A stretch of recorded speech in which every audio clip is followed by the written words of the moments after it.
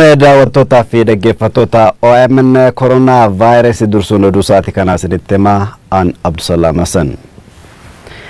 Magaalaa Naqamteetti koronaa vaayirasiin wal qabatee hubannoon kennamaa jiru gahaa miti jedhu jiraattotni.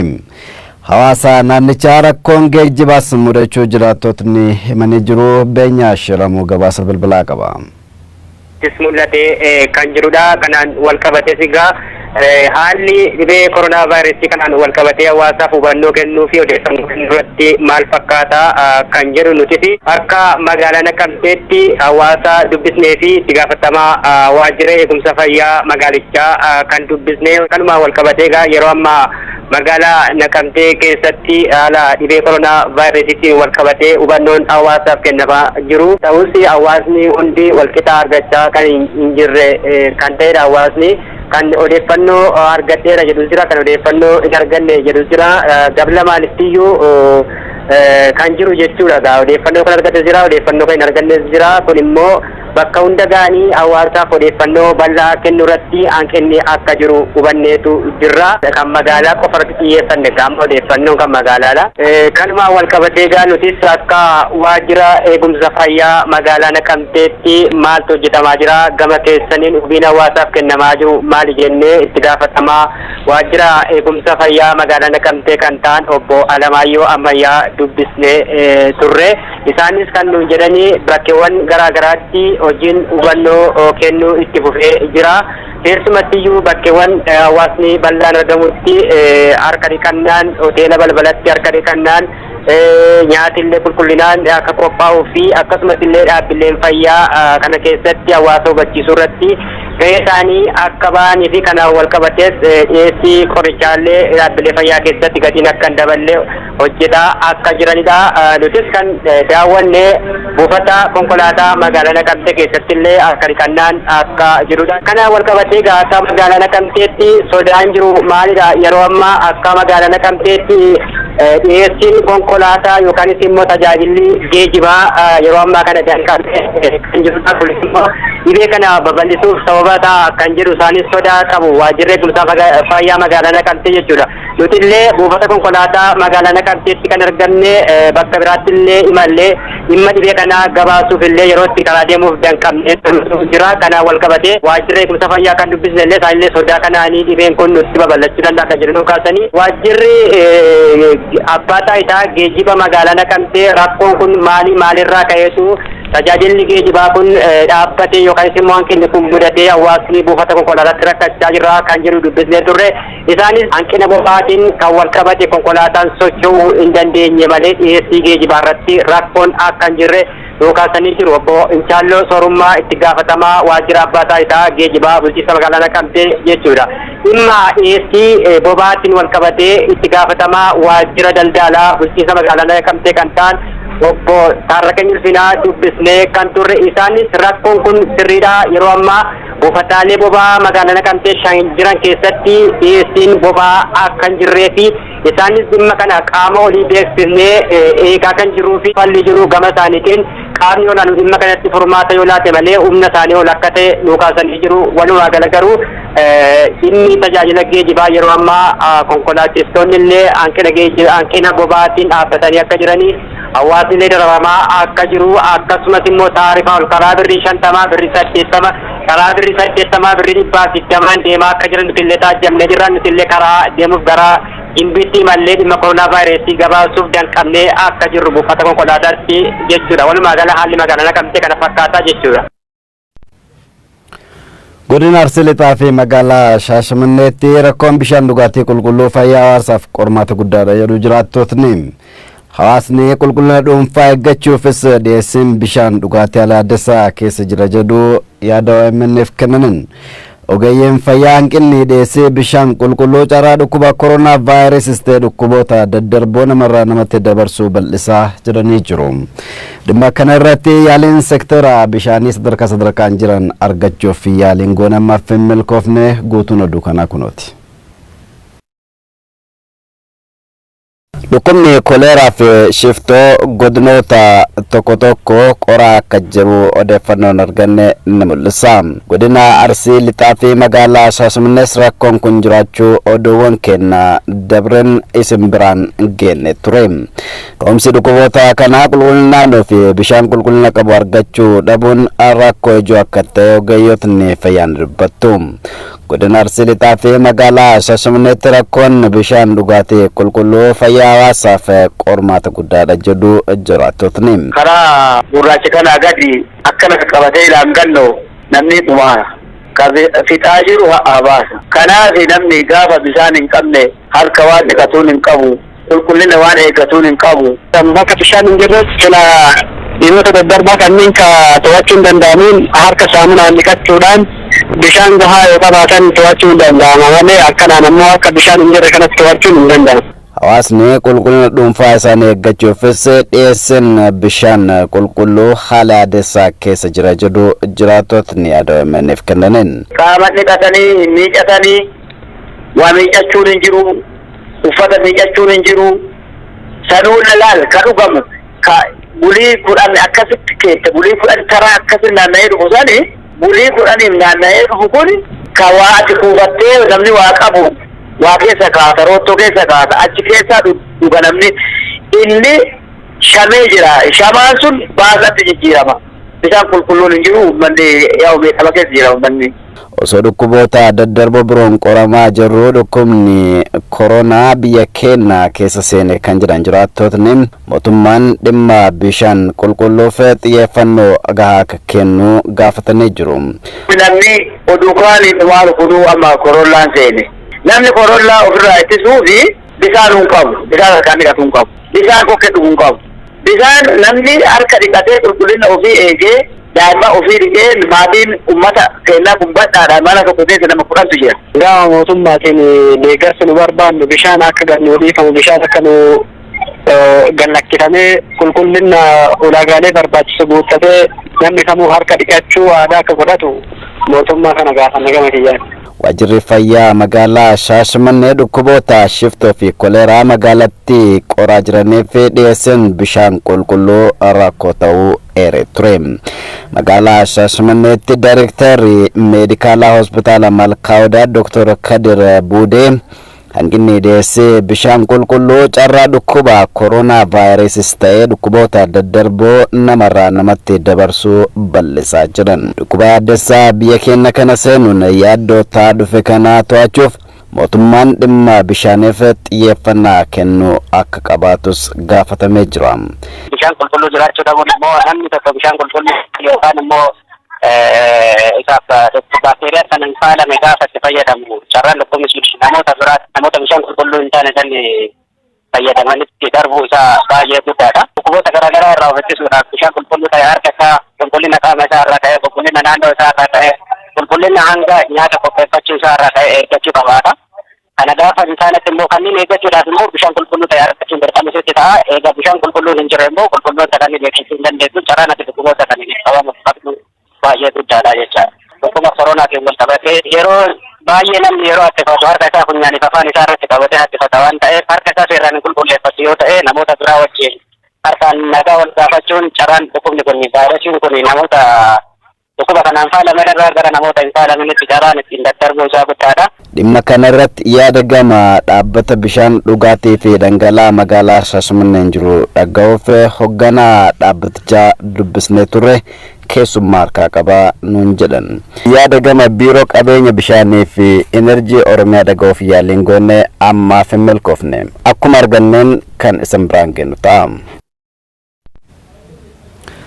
Wal'aansoon koronaa vaayirasii fi saayintistoota jidduutti godhamu akkuma itti fufetti jira. Dhibee lubbuu namoota 9,000 ajjeesuun 200,000 caalaa qabeef qoricha argachuuf yaalii taasifamaa jiruun biyya Jaapaanitti kan oomishame qorichi Favipiravir jedhamu dhibee koronaa vaayirasii fayyisuu akka danda'e qondaalotni fayyaa Chaayinaa mirkaneessanii jiru. Qorattootni Awustiraaliyaa gama isaaniitiin dandeettii dhukkuba koronaa ofirraa ittisuu namoota argachuu isaanii maxxanse Nature Medicine Journal jedhamu himee jira. Guyyoo waaree gabaasa dabalataa qaba.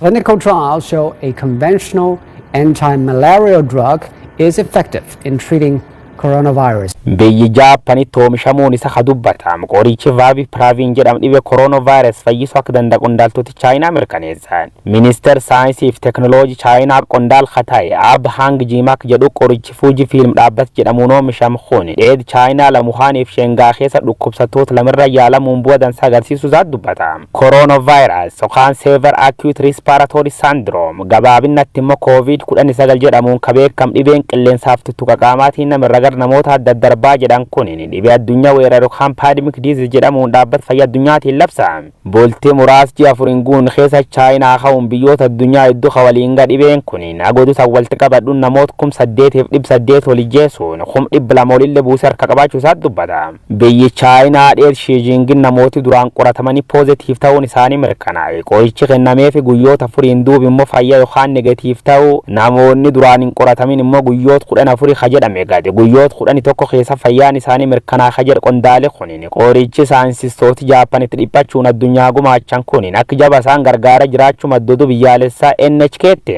Hammaleellee qorsi kun namoota qoratamanii dhukkubichi irratti argame irratti X-ray yookaan raajiin isaanii yommuu ilaalam laaga isaanii keessa rakkoo jirtu harka 100 keessa harka 91 fayyisuu isaa dhagabaan. Haa ta'uuti immoo dhaabbati Fujifilm Toyam Chemical jedhamu ka qoricha kan argate asirra yaadnuu kennuun barbaan jechuun miidiyaaleen Chaayinaa addunyaatti himan. Haa ta'uuti immoo odeeffannoon dhibiin taqorichaa fi gaan jedhamu kan faallessitti ministeer fayyaa Jaappaaniitiin yommuu kennamtu. Yaali namoota 70-80 irra gooneen qorichi kun akka jijjiirame hin feenne keessumatti immoo namoota vaayirasichi qaama isaanii keessa baay'inaan faffacakeessan rakkoo fiduu maddotu biyyattii maanchiin shubbu jedhamutti himan. Oduu biraatiin ammoo qorattooti Awustiraaliyaa dandeetti dhukkub koronaa ofirratti su namoota argachuu isaanii maxxansi Natural Medicine Journal jedhan qabate gadiin ba'uun The Guardian faan odeessuu jee.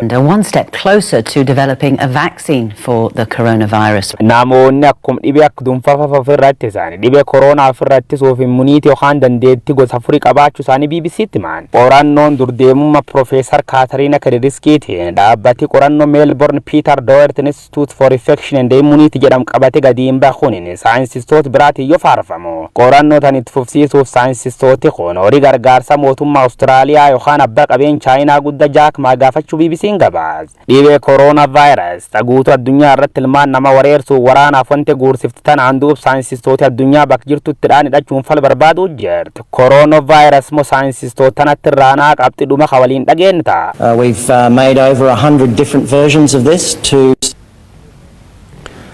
Dhaabbanni fayyaa addunyaa dhibee koronaa waliin wal qabatee Afrikaa akeekkachiise.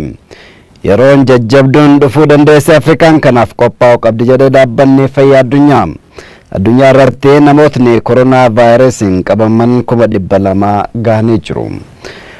Kan lubbuu dhaban immoo 9,000 gahanii jiru. Yookiin jimaata dhufu kaasee manneen barnootaa cufuuf jetti. Biyyoonni Awurooppaa fi lixaa sochii geejjibaa fi nama daangessaa jiru. Mootummaan Indiyaa sababa dhibee kanaan rakkoo hojjettoota mudatuuf hojjettoota nan hirpha jedhe. Itaalitti roobii darbee sa'aatii 24 keessatti namoota 475 du'e. Ogeeyyiin fayyaa dhibee kanaan Itaalii keessatti qabaman heddummaataa jiru. Akka odeeffannoon jiru ibsutti dachaa ogeeyyii fayyaa dhibee kanaan Chaayinaa keessatti qabamaniiti kan Itaalii, Ameerikaa fi Kanaadaan daangaa walirraa cufatan. Keeniyaa keessatti immoo namni mallattoon dhibee koronaa irratti mul'ate jeeffamuun qeeqa cimaa kaasaa jira.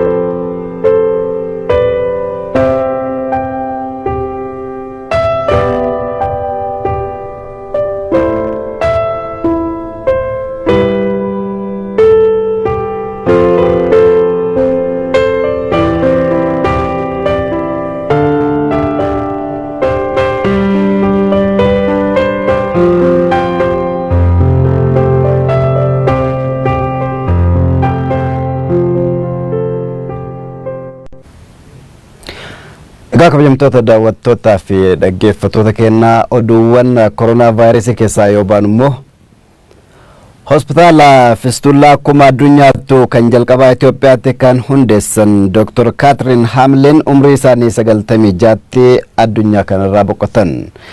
Dhaabbanni Haamleen Fistullaa dhaabbata tola oolaa maqaa isaaniin bara 1974tti hundaa'e yoo ta'u Hawan Fistullaa gadaamessaan Itoophiyaa keessatti rakkatan ilaaltee jaarmiyaa kan akka hundeessite odeeffannoon marsariitii dhaabbata Haamleen Fistullaa irraa arganne ni mul'isa.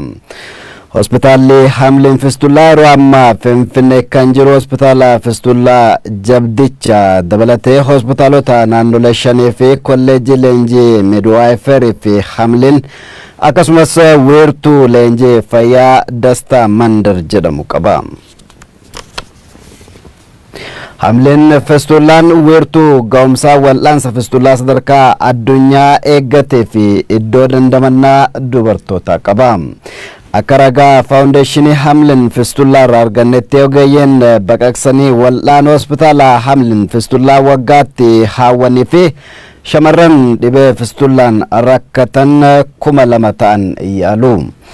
Jaarmiyaan tola ooltummaa kun hanga Kaatiriin Haamleen darban kanatti haawwanii fi shamarran 50,000 Fistullaa irraa fayyisuudha ragaaleen kan mul'isu. Naannoo Hararitti to'attootni tiraafikaa waldaaleen konkolaataa fi abbaan taayitaa daandiiwwan naannichaa akkaataa balaa tiraafikaa to'achuu fi xiqqeessuun danda'amu irratti mari'atan. Marii kana irrattis naannichatti balaa tiraafikaa uumamuuf ka'umsi hedduun jiraachuu hirmaattootni himanii jiru. Odi Musa.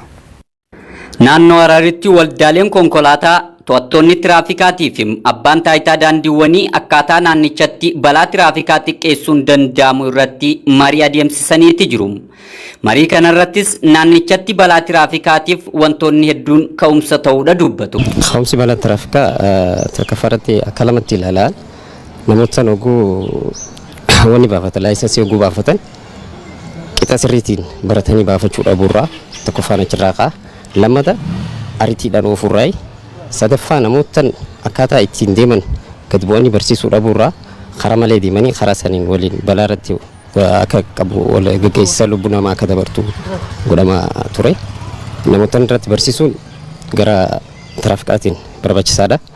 Gara konkolaachistootaatti ariitiidhaan oofuutu yeroo hedduu mul'ata. Kana rakkina akka uumu karaa biraatiin maali halkan deemuu irratti konkolaachisaa harkaan hogguu oofan qaxaraa bulanii oofan. Wanni guddaan balaan tiraafikaa kun kan itti wannajee mancaa fi qaada akkaataan itti mancaa fi qaada fudhachaa jiran yookaan hayyama konkolaachisaa itti fudhachaa jiran tokko maallaqaan bitachaa jiran bakka hin baratinitti bakka deemee toora barnoota yookaan wanta irra gattaa wannan jin yookaan warroowwan mancaa fi qaada yookaan kan abbootiin dhuunfaadhaa kan barsiisummaa mana barnootaa kan qabu akkaataan isaan itti leenjisaa jiran akkamiin fudhachaa jiran nama hangam dakaatiitu waan kana godhu akkamitti wanti honnee heddummateef irra heddumminaan akkaan ifiitti yaarkee jirutti wantoowwan tokko asiin kan lammaffaa dantadhabummaadhaan oofuu hawaasaaf dursa kannuu dhabu wanni guddaan naannoo keenya irratti wanti fudhatu waa'ee saffisaan ari'uudha inumaa tokko yookaan waan madaalawii isa badhaasutti shufirrattiin salaalaa jirti. Makiinaan takka kan inni fe'achuu qabu nama 15 teessoo jiru nama 20 ni dhaabeetii waan kana qoradhoo jette siif abboomuun jiru. Naannichatti balaa tiraafikaa xiqqeessuudhaaf to'attoonni tiraafikaa aantummaan uummata isaanii tajaajiluu akka qabaniif konkolaachiftootaa fi uummanninis qooda isaanirraa eegamuu bahuu akka qabanis dhaamaniiti jiru. Manni karaa irratti sochii godhan yeroo sochii godhan karaa itti fuullee isaanii makiinaa karaa gabaabaan karaa itti fuullee isaanii makiinaa irraa harkaa deeman yoo makiinatti dugda garagalanii deeman balaan kun nama mudataa yoo akka tasaatti makiinonni fireenii diduu malanii tanaafuu waan hin agarreef sirra balaa miidhamu galu. Tiraafikoonni aantummaa uummataa qabaatanii sa'aa 24 yookaan yeroo hojii isaa iddoo sanirra dhaabbatee to'achuu danda'udha. Shufeerri hawaasa fuudhee deemuun kana yeroodhaan idda isaan geenguudhaaf makiinaa nyaadhamuu asooniif hin ta'in hanga fe'achuu qabu fe'atee suutii deemee geessudha. Kan ittiin xiqqaatu jechuudha. Egaa kabajamtoota daawwattoota OMN oduun sa'aatii kanaa kan hanga ammaa ture sagantaaleen OMN afaan itti oofuu daawwadha.